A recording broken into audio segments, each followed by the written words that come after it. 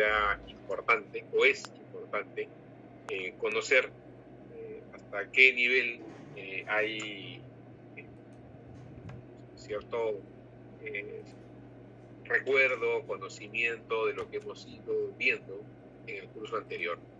Es por ello que vamos a ver, para que tengan conocimiento de esto, en qué porcentaje manejamos estos conceptos. He hecho una revisión previa y bueno, la mayoría, casi las 2/3 partes, sí tiene claro varios de los términos que hemos ido viendo, y eso es un buen indicador porque se entiende que para esta segunda parte ya caminamos sobre algo más, un piso más seguro, sobre bases que fácilmente nos permiten identificar las situaciones que nosotros vamos a ir revisando en este curso.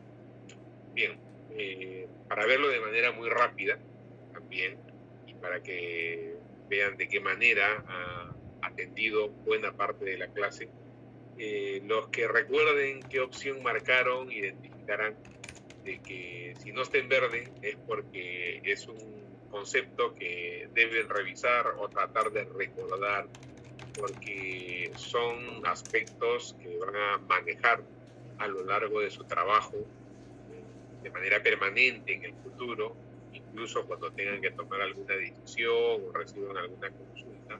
Es conveniente que manejen estos términos o conceptos que se han compartido. Cuando hablamos de los principales componentes que están presentes en la pulpa de la madera, celulosa, lignina y hemicelulosa, puede haber otros, pero estos son los principales, los que están presentes en los diferentes tipos de madera en mayor o menor proporción. Puede ser que sea madera bastante comercial, como el pino, o madera muy cara, como el cedro, el nogal, etc. Entonces, los principales componentes son la celulosa, lignina y hemicelulosa, y recordarán que la celulosa es el que marca la calidad de la pulpa de madera y por ende del papel que se fabrica a partir de este insumo. Entonces, un papel que tiene una mayor carga de celulosa y una menor concentración de lignina es un papel que nos va a dar, va a ser de mejor calidad y que nos puede dar mayor seguridad en cuanto a la permanencia, en cuanto a la durabilidad de este soporte. Cuando hablamos de iluminación, la gran mayoría tiene claro de que hay que evitar el contacto de los documentos con las fuentes de iluminación. La luz, sea natural o artificial, sobre todo en exceso, es dañina porque provoca cambios químicos, reacciones químicas. Entonces, para manejar este riesgo, si es que no podemos regular la intensidad de luz, utilizamos luminarias con bajo nivel de intensidad. Entonces, de no ser así, podemos utilizar filtros de plástico, de acrílico o de policarbonato, y se entiende que lo mejor que podemos hacer es proteger nuestros documentos utilizando contenedores, ya sean cajas, sobres, estuches, que van a aislar los documentos de este riesgo que representa la iluminación en exceso. También buena parte de los alumnos saben que cuando hablamos de ventilación en depósitos, esto si se descuida puede afectar la conservación de los documentos. Es por eso que conviene mantener una buena circulación de aire. Esto es muy importante porque además permite regular la humedad y la temperatura.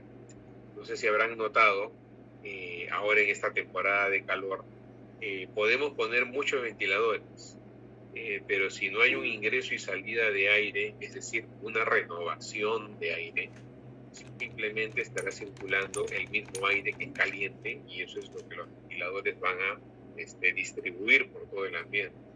Entonces, antes que tener muchos ventiladores, lo que es conveniente es tener una ventana que pueda servir como punto de acceso o de ingreso de aire, y otra de desfogue, y crear las condiciones para que el aire circule libremente sobre el ambiente y pueda entrar y salir sin dificultad. Es decir, no poner barreras, estantería, alguna pared, etcétera, que corte ese flujo de aire, porque si no vamos a generar condensación y esto va a incrementar los niveles de humedad, y también está asociado, si no hay circulación de aire, se calienta el ambiente, se elevará la temperatura.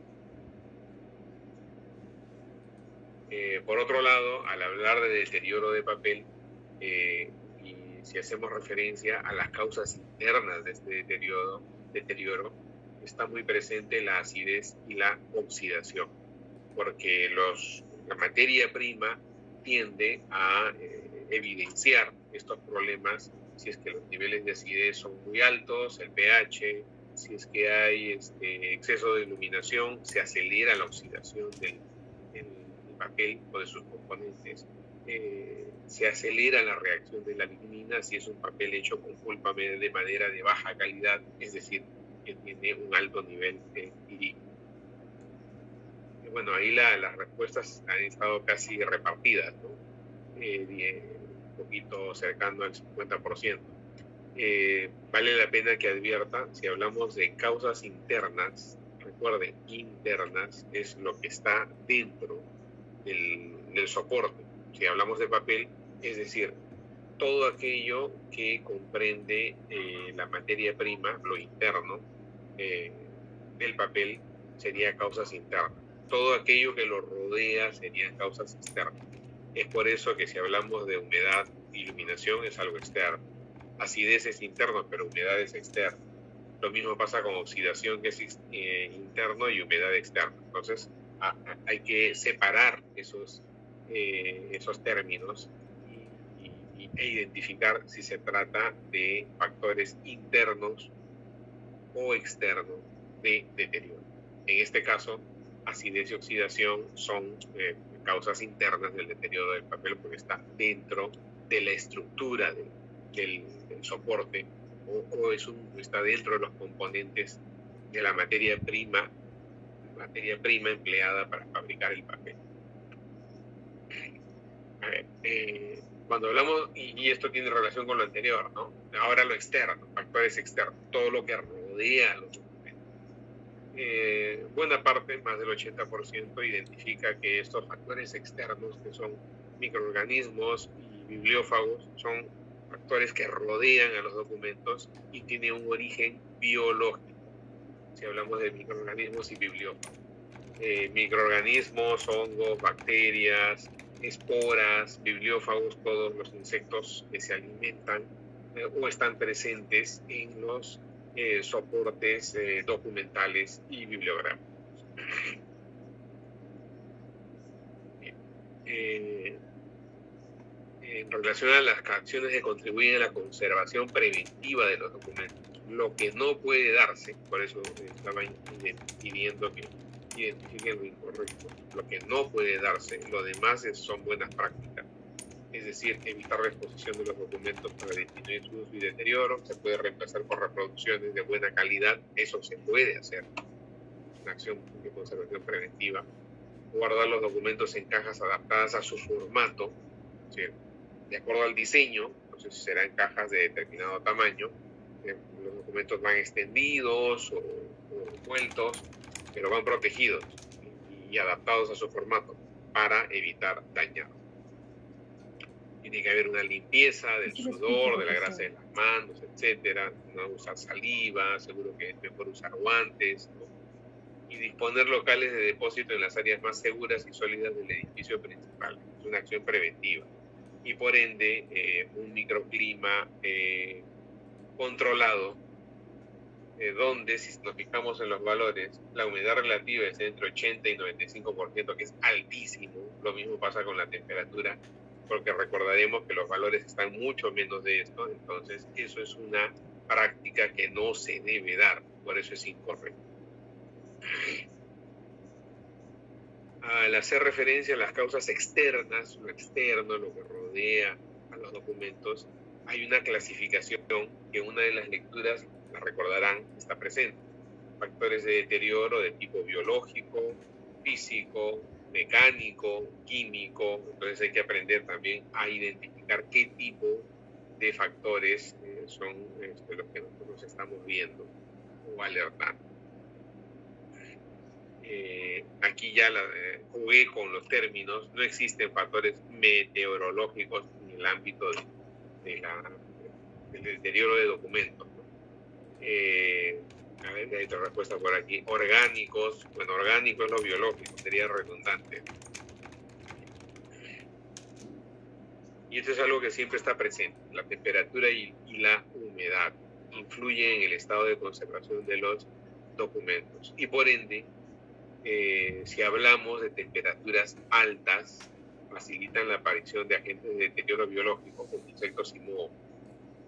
Una temperatura superior a 27 grados y en ambientes cerrados, sobre todo cerrado, con altos niveles de humedad, porque se afecta este factor. Un ambiente con altas temperaturas, es casi seguro que en algún momento se va a desencadenar un ataque biológico. Va a haber presencia de insectos. Entonces, por mayor razón, hay que revisar los materiales, hay que estar a través de la limpieza haciendo una inspección regular, etc. Bueno, la temperatura es la cantidad de vapor de agua en el aire encontrado en una determinada humedad y presión. No. Este concepto esta definición está relacionada con la humedad. La humedad es la cantidad de determinada cantidad de vapor de agua concentrado en un ambiente.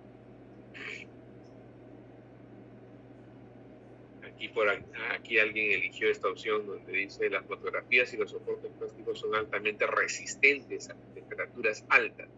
Solo les hace daño la humedad. Eso no puede darse. Siempre estos soportes tienen que estar en ambientes fríos, secos, porque son muy sensibles a las altas temperaturas y la humedad. Entonces eso no es una práctica correcta. En cuanto al almacenamiento y protección de los documentos en un repositorio, debemos considerar varios factores. ¿Y factores externos? Factores externos. ¿Cuáles son estos factores externos? Tenemos la humedad relativa, la temperatura, iluminación, contaminación del aire, agentes biológicos, etc. Lo otro son un juego de palabras que en algunos casos no tiene que ver con un factor externo, por eso invalida la opción. A ver, en la primera hemos puesto acidez del papel, eso es interno. Temperatura, iluminación, oxidación de papel, eso es interno, por eso no va. Después tenemos descripción documental, ese es un procedimiento, eso no tiene nada que ver con factores de deterioro. La lignina es un componente de la madera, de la pulpa, de la madera y de la pulpa. Y por aquí me están, a ver qué dice aquí: contaminación del aire, agente biológico, relativa, etc. A ver, hay condiciones que influyen en el deterioro de los materiales o soportes documentales. ¿Cuál es lo incorrecto? No podemos argumentar que la falta de presupuesto para contratar personal especializado, porque muchas veces no se requiere personal especializado, sino un conocimiento del tema, conocer los procedimientos, y con el personal que tenemos podemos trabajar, salvo que sea una situación muy compleja, pero ya esto va más de la mano con algún tipo de intervención. Pero para organizar los documentos, ponerlos en cajas, limpiarlos, existan procedimientos de consulta, etcétera, eso lo debe manejar el archivero, está informado, capacitado. Ya cuando son intervenciones complejas, obvio que se necesitará recurrir a un personal especializado, como la restauración o la encuadernación. Pero no es que vayamos a someter a este proceso a todos los documentos, serán cuestiones muy puntuales. Por aquí me marcaron calidad de insumos utilizados en su fabricación. A veces esto no lo podemos manejar y ya los documentos han llegado en estas condiciones. Entonces, simplemente se trata de gestionar ello. Por eso es incorrecto. Medios que se usan para registrar la información sobre el documento. Claro, si es que voy a fabricar los documentos, pero si ya los recibí así, solamente puedo gestionar. En condiciones de almacenamiento, es incorrecto, no, más al contrario, ¿no? O sea, nosotros debemos mejorar las condiciones de almacenamiento. Si se nos presenta una inundación de emergencia por agua, ¿qué es lo que no debemos, qué es lo que no puede suceder? El impacto sobre los materiales se presenta de la siguiente manera. Si hay adición de páginas, sí sucede, pero sería correcto. Si se incrementa la humedad relativa, las fotografías y papel cuché tienden a desprenderse la emulsión y el encolado. Hay dilatación de papel, obvio, porque el papel va a absorber agua y humedad. Entonces, todos esos son situaciones que se dan, son correctas, pero lo que estamos pidiendo es cuál no sucede o no procede. Si hay emergencia por agua, difícilmente es imposible que se incremente la temperatura. Más bien el ambiente se va a condensar, se va a volver más fresco, pero el riesgo es a que se incremente en los niveles de humedad. Al hablar de un plan de prevención de emergencias, ¿cuál sería la secuencia, ¿no? O sea, ¿cuál concepto es válido, ¿no? Para tener claro cuando hablamos de planificación, de protección, de reacción, de salvamento, etcétera, de reacción y recuperación. Si hablamos de planificación, estamos considerando que hay protocolos de actuación a partir de necesidades. Se planifica qué es lo que se va a hacer. A eso se refiere con planificación. En cambio, la recuperación no puede ser protocolos de actuación. Eso es planificación. Si hablamos de protección, salvamento de las colecciones cuando el desastre se ha producido, más bien esto sería reacción y recuperación. ¿No? Igual en este caso, no sería planificación. Planificación es cuando se establecen los protocolos de actuación a partir de las necesidades. ¿Qué pasa con el papel que se conserva en buenas condiciones? ¿Se puede conservar en buen estado? Claro que sí, pero va a depender de la materia prima. Y esa materia prima va a reaccionar en determinadas condiciones. El papel antiguo de elaboración artesanal puede durar varios siglos, obvio, ¿no? Sí es correcto. Acá le estamos pidiendo lo que no corresponde. El papel industrial de pasta química de sulfito puede durar de 50 a 75 años, lo tienen en una de sus lecturas también.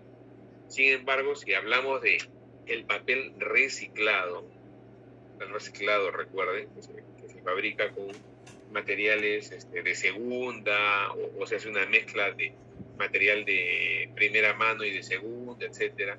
Ese papel tiene muy poca perspectiva de vida, no va a durar mucho, no va a durar más de 100 años. Es un papel bastante pobre, entonces ahí la mayoría, bueno, casi la mitad, no digo la mayoría, sí es consciente de que el papel reciclado no es bueno para documentos que van a durar más de 100 años. Entonces eso es incorrecto. El papel permanente debe responder a dos condiciones, permanencia y durabilidad. ¿Y a qué nos referimos? Por eso acá hay dos alternativas. Y lo han identificado buena parte. Si hablamos de permanencia, es la resistencia frente a los procesos de envejecimiento. Y durabilidad es la resistencia al desgaste y rasgado durante su uso continuo. Es decir, la resistencia al deterioro. O sea, un material es durable cuando puede manejar mejor el deterioro o las condiciones, los procedimientos que propician este deterioro, como es el desgaste por el uso y el rasgado por la tensión, ¿no? Está presente en el uso continuo. Y al hablar de permanencia, estamos haciendo referencia a procesos de envejecimiento porque tarde o temprano la materia prima tiende pues a desintegrarse, a deteriorarse por los componentes mismos, ¿no? Entonces, un material o un soporte tendrá mayor permanencia cuando tiene más resistencia frente al envejecimiento natural.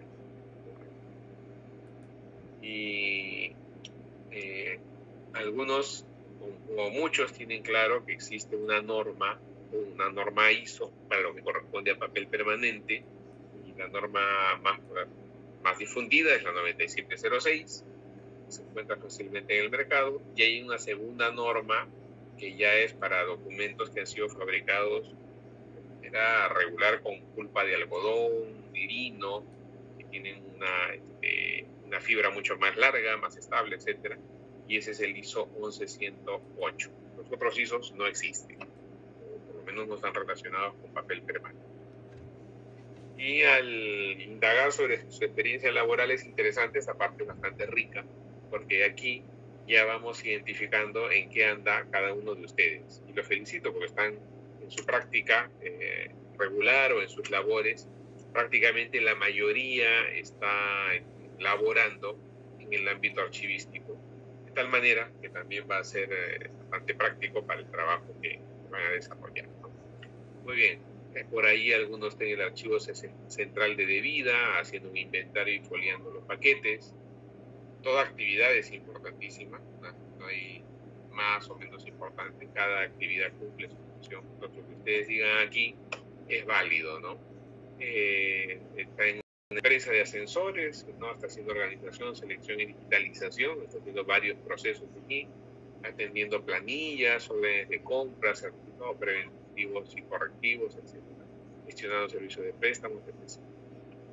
Por aquí alguien propone o indica, porque la pregunta es bastante abierta, sobre, además de identidad y actividades, si lo considera pertinente, puede compartir alguna necesidad o solución relacionada a la asignatura u otros ámbitos de la formación que actualmente lleven la E. ¿No? Por ejemplo, aquí, alumno o alumno, ¿no? Cuando digo alumno, recuerden que hablo en términos generales, alumno o alumna, ¿no? Por favor. Este alumno, la adquisición de cajas archiveras para la conservación de documentos del archivo legajo del programa Agro Rural. Por ahí alguno está haciendo la conservación de formatos de grandes cartografías. Es una necesidad en realidad, ¿no? Entiendo así. Después alguien trabaja en el Ministerio de Justicia y ve que la necesidad es contratar gente con experiencia en archivística, experiencia y también conocimiento de los procedimientos debería ser, ¿no? Agregarse, porque puede trabajar mucho tiempo en archivos, pero posiblemente no esté actualizado o en relación a la normativa, por ejemplo, ¿no? Entonces es conveniente que se asumen a ambas cosas, experiencia y conocimiento. Ambas son complementarias.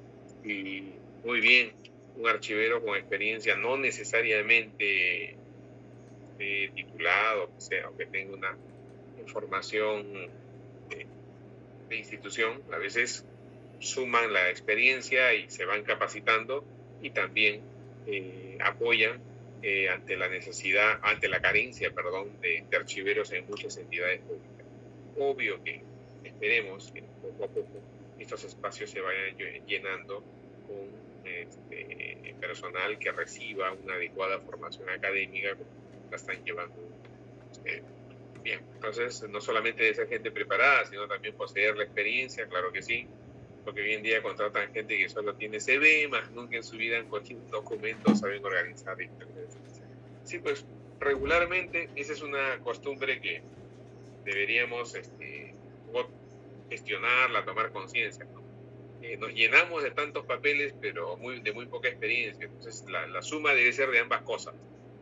Y es interesante cuando uno ve muchas ofertas académicas, lo digo en términos generales por diferentes disciplinas, hay muchas ofertas académicas de cursos, capacitaciones, etcétera, y siempre si es un seminario o algo, un seminario que dura pues 45 minutos, una hora, y siempre la pregunta de fondo es si habrá certificado. Entonces, estimo que deben tener pues un CV altamente documentado, pero por encima de ello también hay que sumar la experiencia. el hecho de conocer no significa que uno maneje adecuadamente los temas. Ya con la práctica es donde se confirma si efectivamente conoce de los temas, de la problemática, o sabe cómo manejar una problema. Bien, alguien está en el Instituto Nacional de Salud Mental Honorio Delgado, está haciendo organización documental, no cuenta con un archivo central y al ser una entidad grande y de tanto tiempo de funcionamiento debería contar, ¿no? La documentación se encuentra bastante desorganizada. La búsqueda de un documento puede durar entre una semana a un mes. A estas alturas de la vida ya esto no debería darse.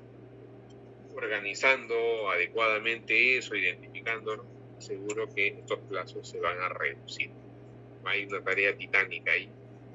Bueno, hay que ir trabajando, ¿no? Porque a veces es un tema de convencer a las autoridades, conseguir recursos, etc. Actualmente donde laboro, las condiciones del repositorio donde se almacenan los documentos no están en buen estado, ya que no hay ventilación y obvio, si no hay ventilación hay presencia de hongos y microorganismos. Entonces, la solución que propone esta persona es cambiar el lugar del repositorio y el implemento de máquina para una correcta ventilación. Si no llega el cambio del repositorio, bueno, implementar un sistema que permita la ventilación o la renovación de aire en este espacio, y así se atiende la ausencia de ventilación y de hecho se reducen las condiciones para que aparezcan hongos y microorganismos. Por ahí hay alguien en el Ministerio Público con un nuevo local para la conservación documental, que bien, la supervisión de los archivos central como también el archivo histórico. Entiendo que hay una red al interior del Ministerio Público, pues a nivel nacional. Qué bueno que se den esos pasos. Hay una necesidad de prácticas preprofesionales en el archivo central. Está haciendo prácticas preprofesionales en el archivo central de su salud. Qué bueno, porque esto también abre la posibilidad de que se gestionen adecuadamente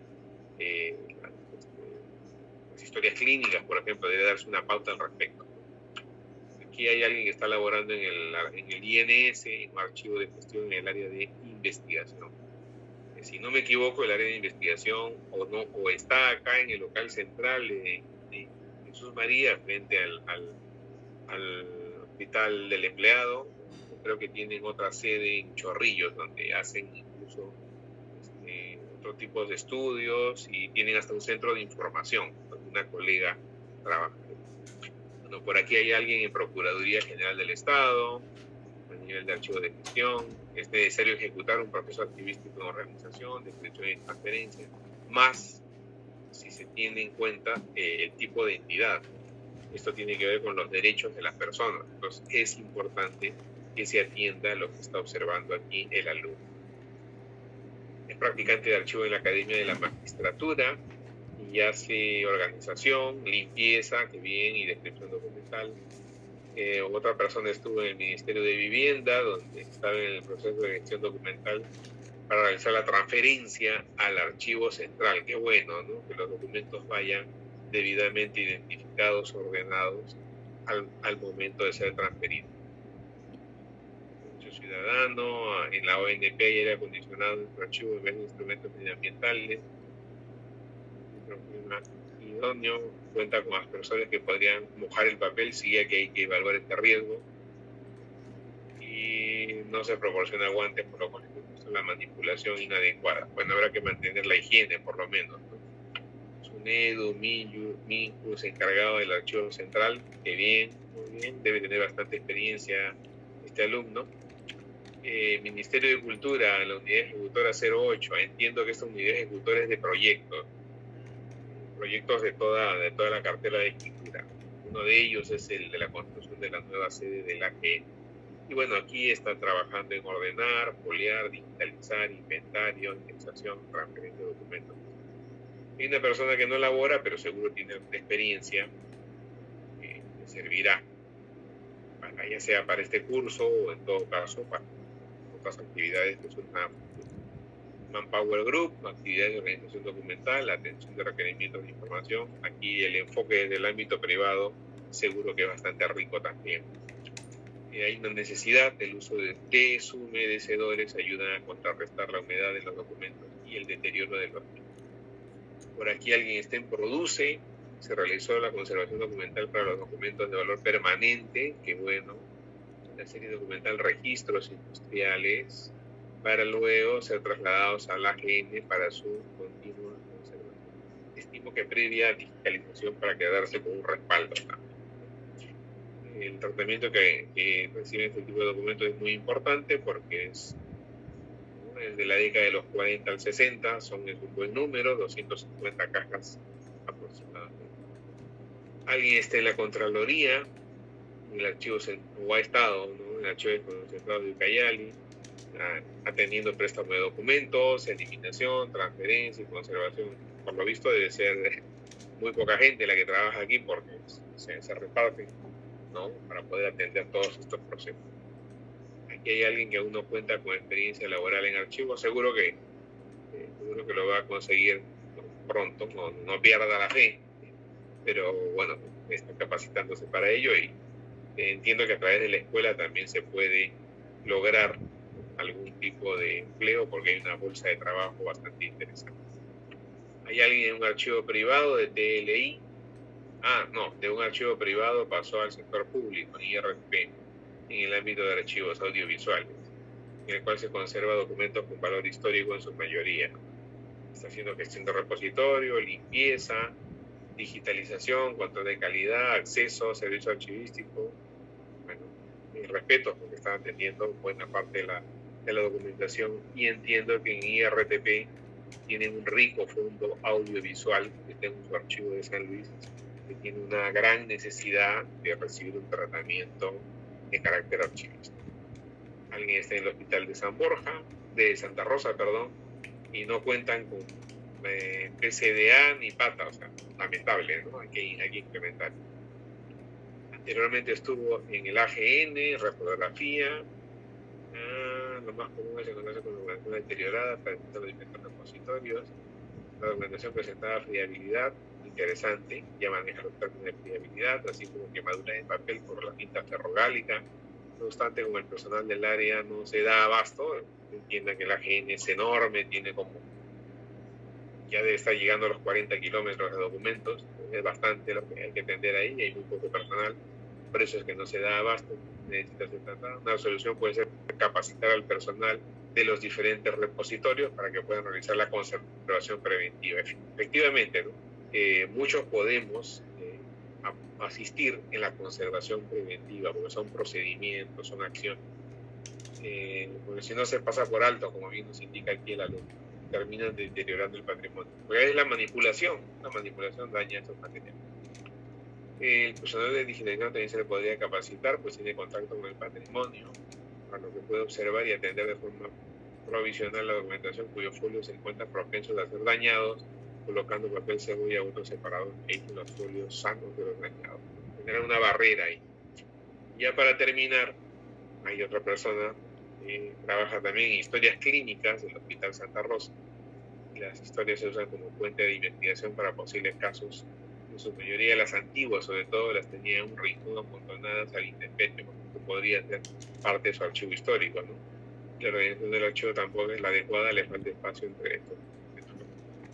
Bien, bueno, hemos visto en términos generales lo que han respondido, lo que manejan, ¿no? Y lo último que es muy importante, conocer qué están haciendo, de qué manera están aplicando sus conocimientos y qué bueno, ¿no? Qué bueno que mucho de lo que están aprendiendo en la carrera, porque ya están terminando prácticamente la misma, mucho de lo que han llevado en la ENA se ha puesto en práctica. Y bueno, los felicito. Bien, vamos a dejar de compartir esto.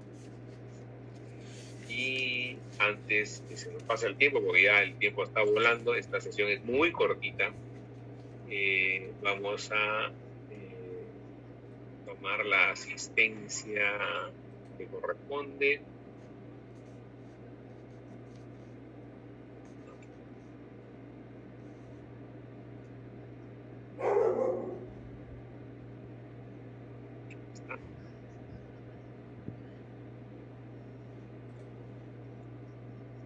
disculpen que no hayamos conversado mucho, porque esta sesión más ha servido para revisar lo que ustedes han respondido. Entonces, ahora para que no se nos pase el tiempo, voy a tomar la lista. Atentos, por favor, porque nos queda poco tiempo, ¿no? Marden Aguirre. Presente, profesor. Buenas noches. Buenas noches. Patrick Agurto. Presente, profesor. Muy buenas. Bien. Buenas noches. Noches. Michelle Angelia. Presente, profesor. Buenas noches. Buenas noches. Feliz Ángeles. Sí, profesor, presente. Stuart Aparicio. Presente, profesor. Dana Arias. Dana Arias. Víctor Atúncar. Buenas noches, profesor. Presente. Al Víctor. Víctor Beldi. Señor profesor, presente. A don Víctor. Buenas noches. Carol, buen día. Presente, Carol, profesor. Buenas noches. Manuel Calderón. Presente, profesor. Buenas noches. Buenas noches, Manuel. Roberto Calla. Profesor, buenas noches. Presente. Buenas noches. Manuel Hilario Calderón. Sí, ya marqué Manuel Hilario. César Campos. Buenas noches, profesor. Presente. César. Pedro Capristano. Profesor Nicolás, buenas noches. Presente. ¿Cómo está, Pedro? Buenas noches. Miguel Córdoba. Presente, profesor. Buenas noches. Miguel. Nelly Espino. Nelly Espino. Buenas noches, profesor, presente. ¿Cómo está, Nelly? Rocío Gutiérrez. Buenas noches, profesor, presente. ¿Cómo está, Rocío? John Guamaní.